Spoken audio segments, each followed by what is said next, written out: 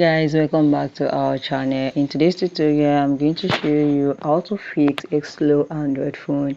If your phone is becoming slower when you're doing something, maybe the app is not working very well and it's hanging, it's about to start hanging, this is how you can fix it. You just go to your settings.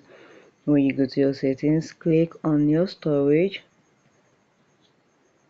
then you go and clean up your storage here. When your phone has started becoming very slower, that means there's some files there that is occupying your storage, like a junk files, duplicate files, and unwanted files.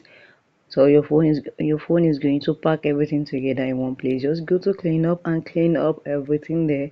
So make your phone a bit faster. So it will not allow your phone to be slower. This is how you would do it. Just go and clean your storage. You can see just scanning it. Let's wait for it. It's going to